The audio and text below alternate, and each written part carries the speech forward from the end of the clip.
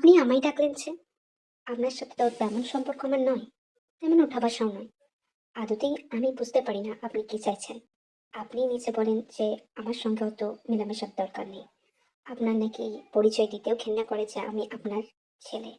এত কিছুর পর হঠাৎ যখন আজকে ডেকেছেন, কোনো স্বার্থসিদ্ধির জন্যই ডেকেছেন।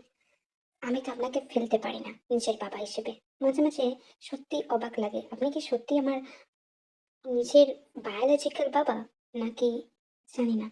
যাই হোক, যে কাজের জন্য ডেকেছেন আপনি তা নির্দ্বিধায় বলতে পারেন। তারপর আমি এখান থেকে বেরিয়ে যাবো। আমার খুব একটা ইচ্ছা নেই আপনার এই নরকপুরীতে থাকার। কত যে আজে-বাজে কাজ করেন আপনি, সেসব খবর পাই। আবার হঠাৎ ডাকতে এলেন যে? আমারও বেশি সময় নিয়ে কোনো কিছু বলার ইচ্ছা নেই। তোমাদের কাছে যেতে হবে। তুমি চাওনি কেন? তুমি তো ওকে ভালোবাসো। ও লন্ডনে চলে গেছে সে খবর জানার পরেও তুমি চাওনি? হঠাৎ? ভালোবাসা কমে গেল নাকি? তুমি তের কাছে যাবে। তের ব্যাপারে সমস্ত ইনফরমেশন জেনে আমাকে ইনফর্ম করবে। এটাই তোমার কাজ। আমি না শুনতে চাই না। মিস্টার রিজেন্সন, আপনি তেকে কেন টানছেন? তেকে কেন টানছেন আপনার নরকপুরের খেলায়? তেকে নিয়ে আপনার কি কাজ? আমি ওকে ভালোবাসি না ভালোবাসি ছাই আমি এসব প্রশ্নে আসতেই চাইছি না। আপনি তেকে আপনার ষড়যন্ত্রের স্বীকার করতে পারেন না। তেকে কেন ডাকছেন? আমি যাব না। আমি রাখতে পারবো না আপনার কথা। Be in your limit. আপনি যদি ওর কোনো ক্ষতি করতে চান, তাহলে আমি আপনাকে ছেড়ে কথা বলবো না। বলে দিলাম। আমি জানতাম সান, তোমার কাছ থেকে এরকমই একটা উত্তর পাবো। তাই জন্য আমার সমস্ত কিছু রেডি আছে। তুমি যদি তের ইনফরমেশন এনে জোগাড় করে না দাও, তের কাছে না যাও, তাহলে তোমার বোনও থাকবে না পৃথিবীতে। জাস্ট ওয়ান শুট, তারপর খেল খতম। এই দুনিয়ায় তোমার কাছে তোমার বোন তো সব থেকে প্রিয়, তাই না? নিজের বোনকে বাঁচাতে চাইলে তোমাকে যেতে হবে তের কাছে, দ্যাটস অল। বলছি আমার ভাইয়াকে বলি নাকি ভালোবাসার কথা? তোর ভাইয়া বলতে দিলে তবে তো বলবো। উনি তো আমায় ঘৃণাই করে। নিজের, হ্যাঁ, পার্সোনাল সেক্রেটারি বলেন আমায়। এত পরিমাণে খাটাই ভাই, এত পরিমাণে খাটাই, তুই দণ্ড বসতে দেয় না জানিস? আর তুই নিজের ভাইকে খুব ভালো ভাবিস। না না না, সেটা বোনের ক্ষেত্রে, অন্য কারোর ক্ষেত্রে না। আমাকে না খাটিয়ে খাটিয়ে মারে ওই লোকটা। এখন এই কদিন ছুটি নিয়েছি, এখানে এসেছি, শান্তিতে থাকবো। কিন্তু কি কলিং বেল বাজাচ্ছে, গিয়ে দেখা তো একটু। যাচ্ছি, তুই রেস্ট নে, খেয়ে নে, বুঝলি? আচ্ছা ঠিক আছে। আপনি আদতে কি চাইছেন মিস্টার শোভা? আপনি এখানে চলে এসেছেন কেন? আমি তো কদিনের ছুটি নিয়েছিলাম। ফলো করতে করতে চলে এসেছেন তাই না? এখান থেকে বেরিয়েছেন। আমি আপনাকে অ্যালাউ করবো না এই রুমে। রাইট নাও আপনি এখান থেকে বেরিয়েছেন। আমি অফিসে জয়েন করব। এখন না, কিছুদিন বাদ। আর ততদিন আমাকে একটু শান্তি দিন। আপনার কাজ করতে করতে আমি নিজেকে ভীষণ ফ্রাস্ট্রেটেড ফিল করছি। দিনের ছুটিতে এসেছি, সেখানেও চলে আসতে হবে। লোকটা আদতেই, না, আপনি আমাকে মশা যেমনি রক্ত চুষে খায়, আপনিও আমাকে চুষেই খাবেন। এই ধান্দাতেই আছেন। বুঝতে পেরেছি। আপনার কাজ আমি কড়াই গন্ডাই করে দেবো, তার জন্য না। কিন্তু আপাতত এখান থেকে বেরিয়ে যান। আমি চাইছি না আপনি এখানে থাকুন। আমার সুন্দর মুহূর্তটা স্পয়েল করবেন না প্লিজ। আমি তোমার সাথে কোনো কথাই বলতে আসিনি। আমি এসেছি আমার বোনকে ফিরিয়ে নিয়ে যেতে। জাঙ্কুকও এসেছে আমার সাথে। আমরা দুজন ওকে ফিরিয়ে নিয়ে যাবো। তুমি যেখানে ইচ্ছে যা ইচ্ছে তাই করবা। আমার বোনকে তুমি কেন সাহায্য করেছো এরকম, হ্যাঁ? আমার বোনকে খুব সাহসী বানাতে চেয়েছো তাই না? আমার বোনকে না জানিয়ে সবাইকে না বলে তুমি এখানে নিয়ে এসেছো, ওকে হেল্প করেছো, সব কিছু করেছো। তুমি কি ভাবছো আমি কিছুই জানি না? আমি সব জানি জিমিন। তোমার একবারটি আমাকে বলা উচিত ছিল। তা না করে তুমি ওকে নিয়ে আগলে চলে এলে। আমরা এদিকে সবাই ওর জন্য চিন্তিত হচ্ছি। আর তুমি কাউকে কিছু না বলে, না জানিয়ে তুমি নিয়ে চলে এলে এখানে থেকে। আমরা ওকে ফিরিয়ে নিয়ে যাবো, দ্যাটস অল। তুমি আমার রাস্তা থেকে সরে যাও। কেমন দাদা আপনি, হ্যাঁ? নিজেকে প্রশ্ন করেছেন কেমন দাদা আপনি? ওই জাঙ্কুক স্যারের কাছে আমি থেকে আর ফেরাবো না। আমি ওকে অনেক সযত্নে আগলে এখানে নিয়ে এসেছি। ওর করুণ অবস্থা শুধু আমি দেখেছি। আমি জানি। আপনি এখান থেকে বেরিয়ে যাবেন, নাকি আপনাকে আমি মেরে বার করবো। আই থিংক আপনি এখান থেকে বেরোবেন না। আপনাকে এখান থেকে মেরেই বার করতে হবে। আপনি আমার পাওয়ার সম্বন্ধে কতটুকুই জানেন? আমার বন্ধুর জন্য আমি সারা পৃথিবীর সাথেও লড়ে যেতে রাজি আছি। আপনি নিজের ভাই বলে পরিচয় দিচ্ছেন, আর এদিকে কুলাঙ্গার মতো যখন চাঙ্কুক ওকে টর্চার করতো, আপনি সবকিছু মুখ বুঝে সরেছেন। আর এখন এসেছেন চাঙ্কুকের হয়ে সালিসি গাইতে, একে ফিরিয়ে নিয়ে যেতে।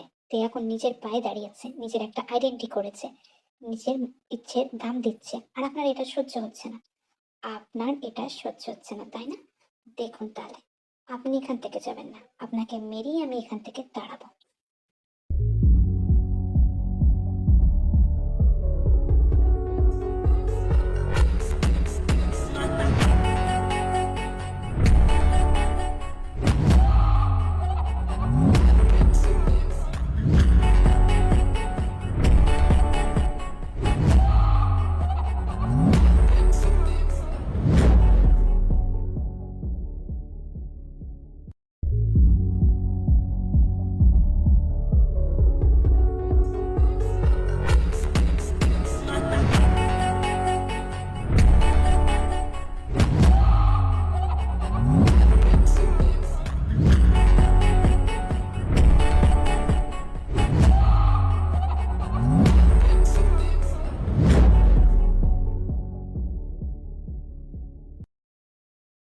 সুগার চাঙ্কুককে পাঠিয়ে তো দিলাম, কিন্তু ওরা দেয়ার জিমিনকে উদ্ধার করে নিয়ে আসতে পারবে কি?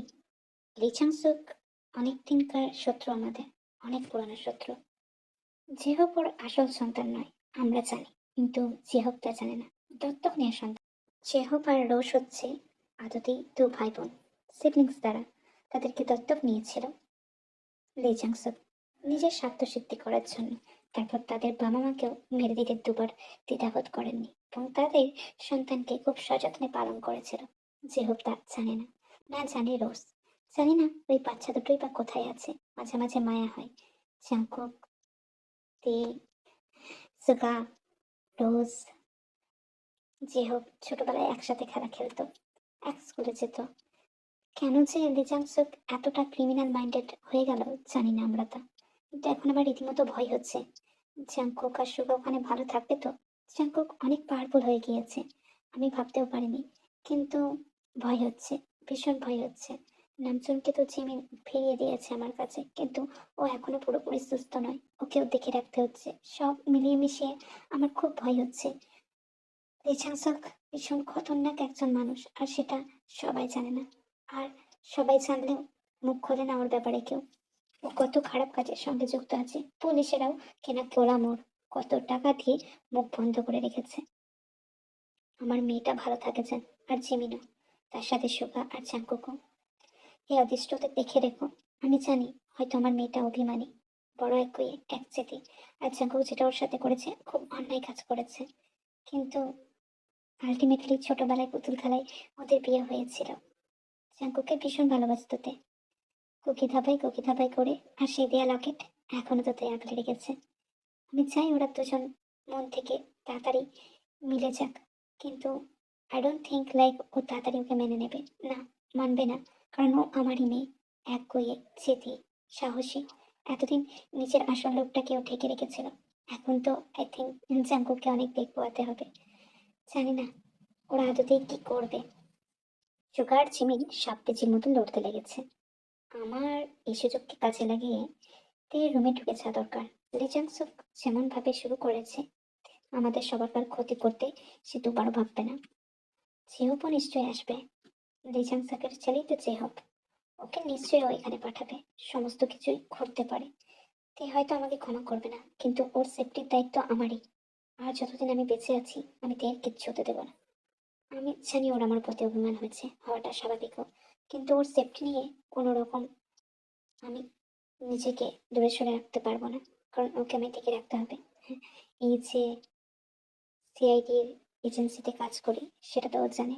আর তার সাথে একজন সিক্রেট মাফিয়া, যেটা না জানে সুগা, না জানে মামুনি, কেউ জানে না। এটা শুধু আমিই জানি। তো দেখে দেখে রাখতে গেলে আমাকে ওর রুমে একটা ক্যামেরা ফিট করে আসতেই হবে। আর চারপাশের বাইরের রুমগুলোই আমি ক্যামেরা ফিট করে নিতে পারবো লোকের সাহায্যে, কিন্তু ওর রুমে আমাকে একটা ক্যামেরা ফিট করে লাগাতেই হবে।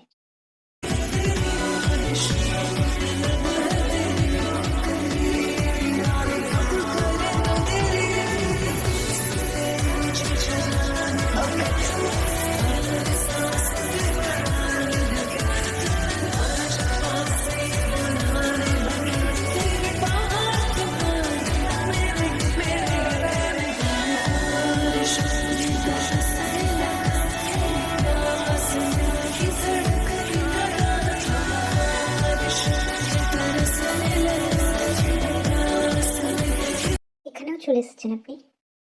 লজ্জা করে না আপনার?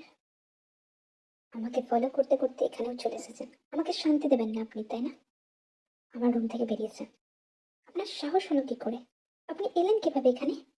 আর তারপর আবার ফোর্সফুলি শারীরিক নির্যাতন করার চেষ্টা করেছিলেন, তাই না? আপনার নামে আমি মামলা দেব। শুনতে পেয়েছেন? মামলা দিব। টাকা পে করে দিয়েছি তো, 5 লাখ টাকা আপনার কাছে পৌঁছে গেছে। এরপরেও আমার সাথে আপনার কি দরকার? আমাদের তিক্ততার সম্পর্ক আমি কন্টিনিউ করতে চাই না, তাই তো 5 লাখ টাকা আপনাকে দিয়ে এসেছিলাম। এমনটাই তো কথা হয়েছিল। তাহলে আজকে কেন আমার রুমে এসেছেন আপনি?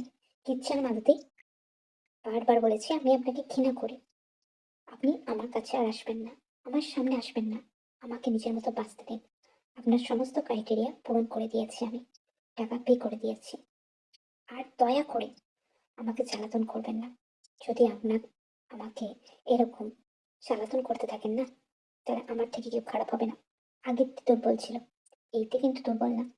আপনি যদি আমাকে চাটি মারেন, আমিও তো তাহলে চাবুক মারবো। মনে রাখবেন, আপনি যদি থাপ্পড় মারেন, আপনাকে আমি উস্টা দিব। আমি আর আপনাকে সহ্য করব না। তখন টাকা পে করতে পারিনি বলে যা ইচ্ছে যখন বলেছেন তখন করেছি। এখন আমার রুমে আপনি প্রবেশ করবেন না। আপনি আমার কেউ হন না। আপনার সাথে আমি কোনো রকম কথা বলতে চাই না। পারলে এখান থেকে এক্ষুনি বেরিয়ে যান, নয়তো ঘাড় ধাক্কা দিয়ে বার করে দেবো। ওই সাহসটা আমাকে দেখাস না। আমার মনে হয়েছে আমি এসেছি। আমাকে তাড়াতে তুই পারবি না। কত লড়বি তুই আমার সাথে? যতই হোক একটা মেয়ে। তোর এই মুখ আমার ওই জায়গাতেই ভাল লাগে। হুম, এখানে মুখ চালাতে হবে না। যখন চালাতে বলতাম তখন তো বমি করতি, কিছুই করতে চাইতিস না। আমাকে উৎসাহ দিতিস। আর এখন খুব মুখ চলছে। ওই মুখটা কিন্তু আমার ওখানেই মানায়, পিপি চাঙ্কুকের কাছে। অন্য জায়গায় মুখ খারাপ করে কোনো লাভ নেই, বুঝলি? তখন তোর তেজ কোথায় থাকে? ছিল না তো। আমি যাবো না এখান থেকে। আমি এখানেই থাকবো। তোর যা ইচ্ছা করে করে নে। আমি এখান থেকে এক পাও নেবো না, এক পাও না।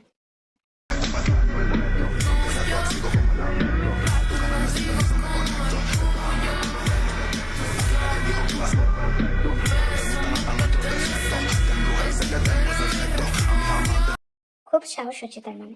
ভালো ভালো, একটু সাহস থাকা ভালো। হুঁ, যত যাই হোক, একজন ইঁদুর ইঁদুরই থাকে আর একজন বিড়াল বিড়ালি। যাই হোক, এর বদলা আমি নেবো। আজ না কাল ঠিক নিয়ে নেবো। ততক্ষণ অবধি নিজের খেয়াল রাখিস। যে কাজের জন্য আমি এসেছিলাম তা এখন ডান। ভালো থাক, আসি আমি। জিমিনার সুগার লড়াই তখনও ভালোই চলছিল। হাতাহাতি, লাগালাগি, এমন একটা পর্যায়ে এসে তারা একে অপরের উপর পড়ে যায়।